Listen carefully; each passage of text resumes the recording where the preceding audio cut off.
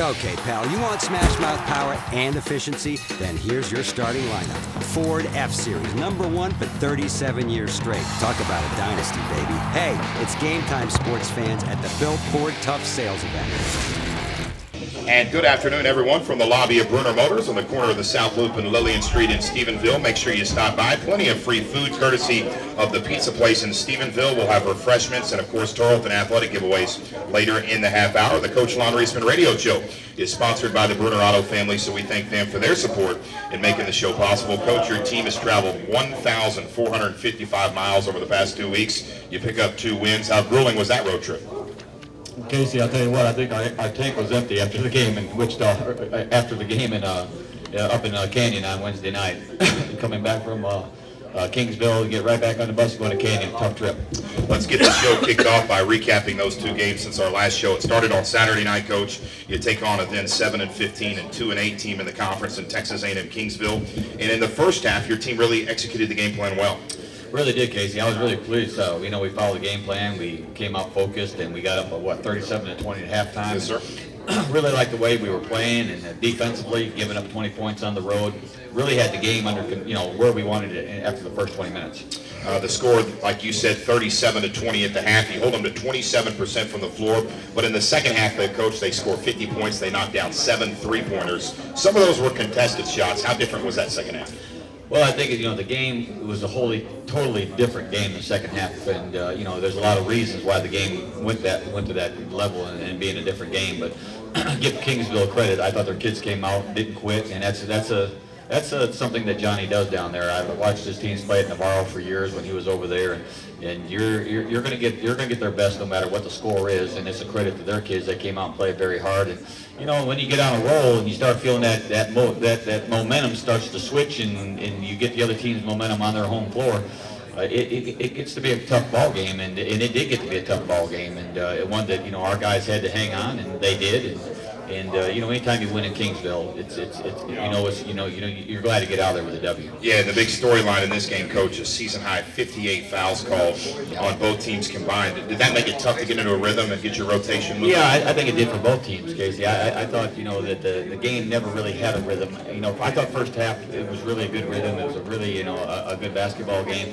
I thought in the second half it was really hard to get into a flow of the game. It's hard to get into the rhythm of the game, and that makes it very hard to get your players in sync with what you want to do. It's really a trip that everything went wrong, from not being able to get into the gym to the restaurant you want to have pregame meal at is suddenly closed, and a lot of adversity faced by this team on the trip. It really was. I mean, it was a trip. It was we get there and things didn't go smooth on Friday night, and when we got there late, and I told you the 2 good things was that the bus trip was safe, and the bus trip was very good, and we won the ball game. It's a 5-point win over Kingsville. Coach, you improved to 22-2 overall, 9-2 in the Lone Star Conference. Next up, a very long trip to Canyon to take on Tom Brown's West Texas A&M Buffaloes. Coach, they had won 3 straight and 5 of 6, and they proved on Wednesday night they can compete with anybody in this conference.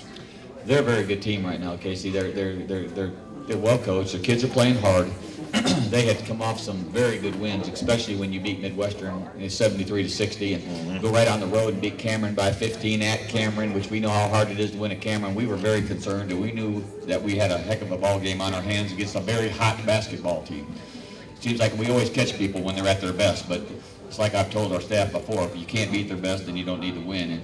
And they came out and they gave us a heck of a game. They gave us everything that they had, and I thought our kids responded, especially coming off a trip where you get back in at 5 a.m. on Sunday, you get back in on a bus and you're headed right out again on Tuesday and go another 6 hours, and so I was pleased with what the character our kids showed in staying and playing hard and just staying close enough that you can have a chance to pull something out. And you did that. You're only down by 4 at the half. You win this one by a final of 64-60. One thing we know about West Texas A&M, Coach, they don't shoot the 3 at a high percentage, but they take a ton of shots. They average 9.3 threes per game. That's first in the conference. They're 9-1 on the year when they make 10 or more. Right. You hold them to 8 of 26 from behind the arc. Were you pleased with that? Yeah, we really were. I mean, we try to keep them below 10, just like you said, Casey. We wanted to keep them in 7 or 8 range, like we did the first time when we played here. And they do take a bunch of them, and and I thought that part of our game plan executed. Anytime you can hold somebody to 60 points on their home floor, and they're shooting below 50% on their home floor, you know you got a chance to win a ball game, and you know, and I felt like that was a key. We wanted to keep the games in the 60s. They want to keep the game in the 80s. Sure. And one of the reasons for this 4-point win, you go to the charity stripe on the road, Coach. 35 times. West Texas just 17 free throw attempts. A big reason for that was the senior out of the Bronx, New York, Mo Lee. Yeah, you know, I think our philosophies are totally different. They're more of a perimeter style team. They really don't go inside a whole lot and try to get the ball inside a lot and let their post people handle it. Where we like to go inside, outside as much as we can, or let our post people handle it. And then in our offense is made to take the ball to the basket. And I think that was one of the keys that we had to make sure on our board, is that we wanted to drive the ball to the basket, make them make plays, or they're going to follow us. And we didn't feel like, you know, they have a tremendous amount of depth. And so that was one of our keys, to get the ball to the basket. Mo Lee knocks down 15 free throws, a team high 23 points. Coach, in the past 4 road games in the Lone Star Conference, you've won 2 of them by 4 and 2 of them by 5. Do you feel like this is a team that's found a way to win close games? Well, you know, I think, and if you look at it, Casey, we've had a lot of close games this year compared to last year, when we pretty much, you know, we had a lot of led the nation in scoring margin. This year has been a team that has won a lot of close basketball games right down the stretch, and you know, our goal is to try to go in there and stay close and try to steal a game on the road. And this has been a very good road team, starting all the way back into December when we went to Vegas and played 2 tremendous teams in Western Washington and Drury. I think that gave us some confidence. And you know, I can't say enough about, you know, if you're going to be a tournament team or a tournament tested team, you got to win some games on the road. And this team showed it can win games on the road. With the 64-60 win over West Texas A&M, Tarleton State now 23-2 overall. They now lead the all-time series with the Buffaloes 24-23. When we return in 1 minute, freshman guard Nosa Ebenwani will join the broadcast when the Coach Lonn Reisman radio show continues right after this. And that was the call, folks, on the Tarleton Sports Network on Wednesday night, I should say, in the 64-60 win over West Texas A&M. As always, it's time for our Tarleton Player Spotlight. Everyone, our guest today is the reigning Lone Star Conference Defensive Player of the Week. He's the first freshman to win a Conference Player of the Week award for Tarleton since joining the conference in 1994. He's knocked down 37 three-pointers on the year. That's second on the team, and he averages 6 points per game. Let's give a big hand and welcome freshman guard Nosa Ebenwani to the show. Nosa, I'm trying to shake your hand. Oh, there we go. Okay. Welcome to the show, Nosa. Congratulations on that big win over West Texas. Thank you. Got to feel good. Want to talk to you a little bit about this Lone Star Conference Player of the Week award. As media, we see it on Facebook. We get an email from Nathan Burrell. When did you find out that you won the award? Who told you? Honestly, Coach Reisman's wife added me on Twitter, and she said, "Way to go, Nosa." And I was like, "What are you talking about?" I didn't know. Yeah, it's a Tuesday. You're saying, "Way to go!" You did good in the classroom, or so you win the Player of the Week award. What was your reaction? I was surprised. Like, I didn't like. I really don't think about, like, I didn't really think I did that much, but I guess. Well, I mean, you did hold Marcel Holden in that Angelo State game. He had 20 points. You held him without a point over the final 6 minutes, and you lead the team in rebounding in that game with 7 boards. Talk about that matchup with Holden down the stretch. From the beginning of that week, Coach Chris and Coach Reisman, they were letting us know how big of a matchup that was. And Marcel Holden, he's really a field to their team. So I feel like if we were able to shut down, contain him a little bit, we'd be able to have a good chance of winning that game. So you have 7 boards against Angelo State. You have a team-high 7 rebounds in the win at Midwestern State a few weeks ago. These are big-time games. You're a true freshman. You get 33 minutes against West Texas the other night. You have 31 minutes against Angelo State. You're playing big-time minutes. Did you ever envision that happening as a true freshman? No, I didn't. Yeah, what was your reaction? I mean, what's it like going into these games, coming straight from high school ball to Tarleton? It's a really, really good feeling knowing that your coaches trust you and they have confidence in you to be able to compete on the floor. Now, E.J. Reed was on the show last week, and I asked him about you, and he called you the super freshman. I believe that's what he called you. Do you know that's what people are, and that's what we call you now. You're not a freshman, you're the super freshman. I don't know why he called me that. I'm visiting with super freshman Nosa Ebenwani out of Pflugerville High School. Nosa, you signed with Tarleton out of high school. You're a first-team all-district selection. You lead your team to a regional championship as a junior. Why did you choose Tarleton over other schools that you looked at? It's just, when you look at that team, it's really a family atmosphere. And like that's something that whenever you go on your visit, that's something that you really want to be a part of, just everything. Like it's About Stephenville, about Tarleton. Now, Lonn Reisman typically doesn't play freshmen. I've done this for 6 or 7 years now, and I can tell you that when it comes to crutch situations in conference games, a lot of times freshmen will hit the bench, but you're playing big-time minutes. Do you feel like you've been able to earn his and the coaching staff's trust? I hope so. Well, I think you have. So, I mean, if you're playing 31 minutes against Kingsville and 33 minutes against West Texas A&M, what have you learned from Coach Reisman and the staff? Yeah, from the beginning of this year, one of the first things Coach Reisman and Coach Chris told me from the beginning that you should be a sponge. Like from the beginning, like you might not get it at first, but sooner or later that light bulb will come on in your head and you'll start to understand everything. That's whenever your game starts to expand a lot. And you've done that. You've been that sponge. I get to go to a few practices, and they don't take it easy on you in practice, do they? Definitely. Now, in high school, you played against Deshaun Riddick. Of course, Riddick is the freshman backup point guard for the Texans. He went to Austin Connolly. You went to Pflugerville. Did you know that y'all were both going to come to Tarleton? Was that part of the plan? I had no idea. Until you got to campus? Until I got to campus over the summer. I saw Deshaun there. I'm like, are you with somebody? Or Is your girlfriend going to school here? Now, basketball runs in your blood. Your sister, Odesawa? Odesawa. I'm sorry. By the way, I got to ask you, before we talk about Odesawa and Osis, I got to ask you, your name is Nosa Ebenwani, which is, whenever we go on the road, every PA announcer comes to me. How do you say this guy's name? What's the worst you've ever heard your name butchered? Back in high school. What did they say? They didn't even say my name. Really? They just said Nosa? They said Nosa. Just said Nosa. They didn't even. There's probably some radio guys in the conference that just say Nosa as well. So Odesawa and Osis growing up, they're both great basketball players. Your sister at Tulane right now, she's in the top 20 in Tulane history in total rebounds. How much do you look up to her? Oh, I look up to her a lot. I just had a phone call with my parents today. They're driving up to New Orleans right now because it's my sister's their senior night tonight. So Awesome. Who they play? I'm not sure. You're not sure? So it's senior night. Your parents probably spend a lot of time on the road. Do they come to a lot of games at the gym? A lot of them. So Odessa was at Tulane. Your brother Osis played at Lamar, and I believe he played overseas in Argentina. Talk a little bit about him.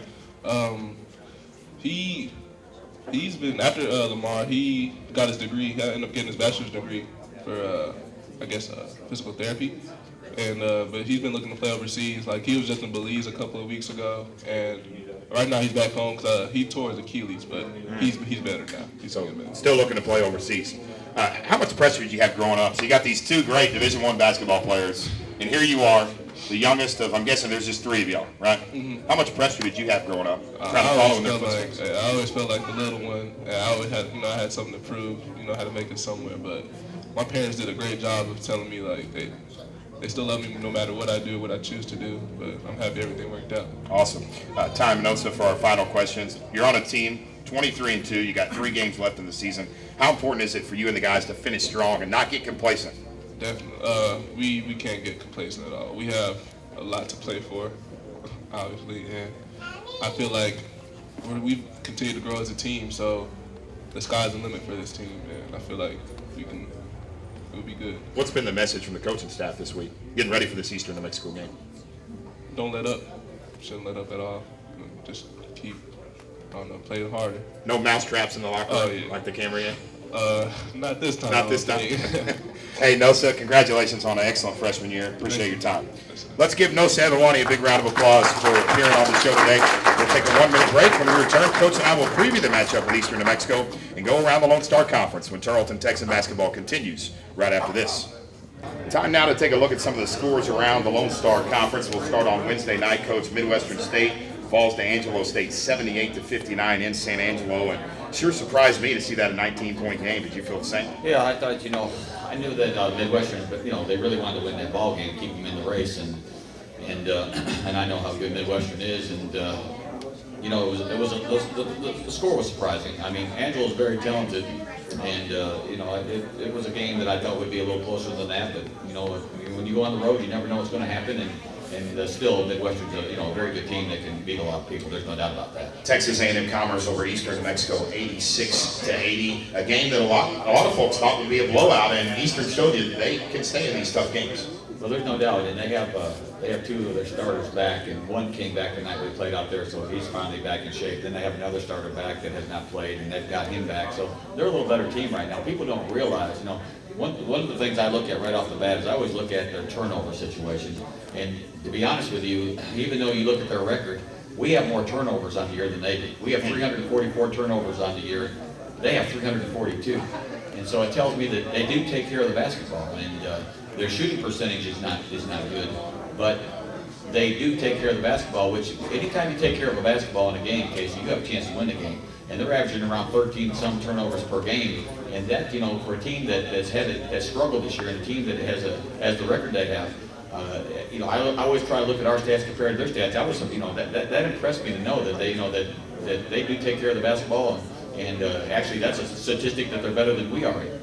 And that is, again, a win for Commerce, 86-80 over Eastern New Mexico. We'll talk more about the Greyhounds shortly. Quick look at the Lone Star Conference standings. It's time to look at the standings and examine them, because there's 2 games for most of the teams in the conference left. There's 2 teams that have 3 games left in conference play. Angelo State at 10-1, a half-game lead over Tarleton State at 10-2. 2.5 games back is Midwestern State at 8-4. Commerce at 7-4. West Texas A&M is in 5th place at 6-6. 7th place is a tie between Cameron at 3-9 and Kingsville, and then Eastern New Mexico in the cellar of the conference. And one thing we know, Coach, is you're either going to be the 1 or 2 seed when you go to Allen on March 4th, but in your mind, you're still playing for a conference championship. Well, there's no doubt in our mind that's our goal right now. We're half a game out of first place right now, and we realize that there's a lot of games to be played for us, and there's still games to be played for Angelo State. And you know, we have to continue to play every night, like, you know, that we are playing for that conference championship, and take care of our business. And yeah, we have to hope that somebody beats them, and then all of a sudden, you know, we're tied for the conference lead. But there's games to go, and you and I have talked about this. Until it's over, it's not over. I mean, it's just like our game against Eastern New Mexico tomorrow night. If we don't come out focused and ready to play, I just watched them play a team that's one of the best teams, I think, in this league, maybe one of the best teams in the nation, and probably have the best player in the country, go 86-80, and actually Eastern had a lead on them at halftime, and it was a 3-point ball game with about 3 minutes to go. And so they definitely have our attention and our respect, because anybody can beat anybody. I always refer to this every year, or this year. You got Texas Southern going into Michigan State at 1-8, and they beat Michigan State at Michigan State at 1-8. Don't take anybody for granted. Make sure you're prepared for every game. Make sure you respect your opponent, and those are the things that we will stress today. I know you hate to do this, but we've got to look at the South Central Regional rankings that were released for the first time on Wednesday. There's 4 total rankings. The final rankings on Sunday, March 8th, which tell everyone the 8 teams that will come from the South Central region for the NCAA tournament. Tarleton State, number 1 in the region. I'm not going to go through the records. It would take forever, but Tarleton with a 19-2 in-region record now. Metro State, number 2. Colorado Mines at 3. Angelo State at 4. Midwestern State 5. Colorado Springs 6. Texas A&M Commerce 7. Colorado State Pueblo at 8, followed by another RMAC team in Fort Lewis at 9, and then St. Edwards at 10. And St. Edwards loses last night at Lubbock Christian. So, Coach, you're number 1 in the region. How do you make sure that players like No Sam and Wani don't get fixated or look too much at that poll? Well, you know, we don't talk about it much anymore, because you don't have to, because there's so much social media. You can't keep anything from the players anymore. They, like I said, they know it before we know it sometimes. You know, we were talking about it out there. Coach Chris and I were talking about it out there when we first found out we were number 1. And we actually didn't say anything before the ball game. I mean, they already knew. They probably knew before I did, because it's all over the media. It's all over the social networking. And so there's nothing you can keep from players anymore. You can't keep statistics from them. You can't keep records from them. They know everything. They're checking everything. So, you know, I didn't mention it till after the game, and I probably won't mention it again. But I was very proud that they went out there. When you first get that, it comes out. Sometimes it's a big pressure on you. They know that you're the number 1 team in the region, and you got Metro right on your tail again, just like they were last year. And then you got some really good teams right there that can all fluctuate. And it's only the first regional. Let's remember that. You know, do we want to continue to win? We're going to have to win. You want to keep that spot, you have to win. There's no doubt about that. And we want to continue to take one game at a time and just see where we are. You know, we were in this position last year, if everybody remembers.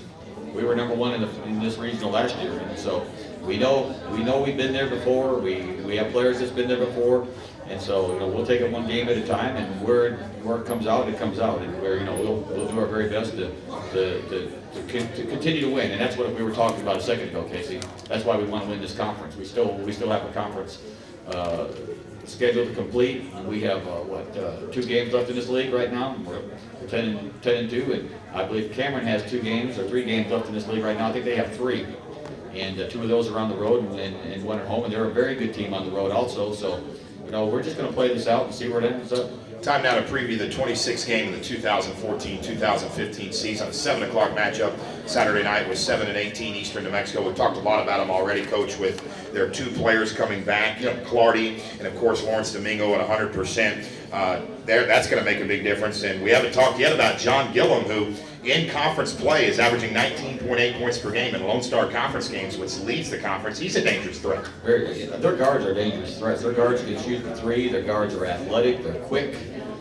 They have a good nucleus of guards, and now with bringing some of their big people back, it gives them some inside outside of ability now. And so when we played them the first time, they really didn't have a lot of inside scoring, but they have that now with Domingo back, and every team's dangerous, and believe me, we are preparing very hard for this game. And when you have a team that comes into your gym at 0-12, how much dangerous are teams like that are just literally scrapping for a win? Well, I think it's very dangerous because you don't want to overlook that team. I thought Misty and her team did a great job last week down in Kingsville. They're playing a team that had won a game all year long. And don't tell me there's pressure on you to you're supposed to win that game. And so that's where you really have to stay focused. You really have to have respect for the team that you're playing, which we do, and go out there and do our job and try to get better tomorrow night. Then on Wednesday night, Coach, you're going to go to McMurray to take on a 5 and 16 Warhawk team. Your first trip, how about this? The first time Tarleton's been to McMurray in Kimball Arena since a 72-50 win on November 14th, 1992. I was 8 years old. What do you remember about that game? Do you remember that game? Wow. 1992. It's a long time ago. I can tell you this, that I played Kimball Arena before. Herschel was the coach there. The first time you went there, right? I took a 17-game winning streak in there one year and got beat. And it was his last game he ever coached there. I thought, I looked up in the heavens, and I think he deserved probably to win that game after you coached there for 50 years or whatever he was there. And it's a tough place to play. They always have a pretty good crowd there. And again, it's a road game. You can't take anything for granted on the road, and so their kids will be up to play us, and it'll be a tough ball game over there. Shortest road trip of the year, so really a nice trip if you're a Tarleton fan, Coach. You don't have ACU in the conference anymore. No, we don't. But now you've got McMurray for this one season. It's just a 90-mile trip. Yeah, I hope people go over there. They can have something to eat over there. They have a lot of some restaurants over there, and then come over and watch the ball game. I think it's a doubleheader with our Yes, ladies. it is 5 and 7. 5 and 7. Or 6 and 8. 6 and 8, whatever. 6 and 8. And so we're looking. It'll be. It's a game that I have concern for, and I guess I'm concerned about all games, but I'm concerned for tomorrow night, and I'm concerned for next Wednesday. I don't even look at records. I just know that, like I told our players in the locker room the other night, you got 5 guys against 5 guys. That's the way the game's played. They don't get to play with one more than we do. We don't get to play with one more player than they do. So if you have to take responsibility on playing against that team. When somebody comes in, one comes out, it's still 5 guys against 5, and that's the way the game is played. And you have to outplay those 5 to win a ball game. It's the Texans and the Warhawks on Wednesday night at 8 o'clock from Kimbrell Arena in Abilene, Texas. We'll take our final break. When we return, Coach and I will wrap up this edition of the show when Tarleton Texan basketball continues right after this. Welcome back to Bruner Auto on the corner of South Loop and Lillian in Stephenville, the Coach Lonn Reisman radio show. We're here every Friday at noon.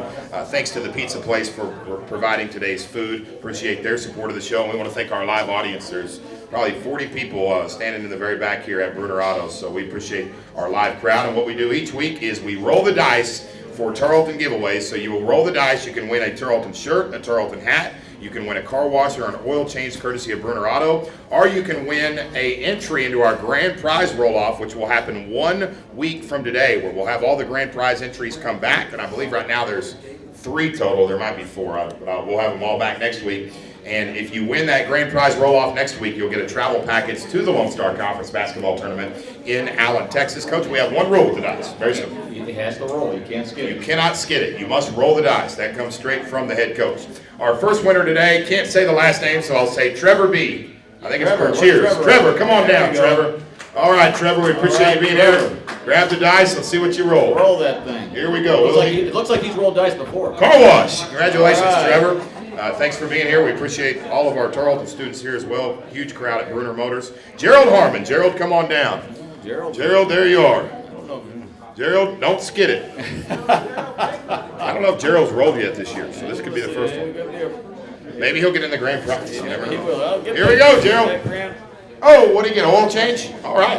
change. Hey, All right. I'm gonna tell you, those oil changes are not cheap anymore. No, Promise thank that. you, Greg and Dwayne. Dalton Lopez, our final winner. Dalton, where you at? Dalton, come on down, partner. Lopez. Here we go. So Dalton's gonna roll the dice, and let's see if we get one more in the grand prize. Come on, what do we get? I think you skidded it, but we're gonna give you the car wash anyways.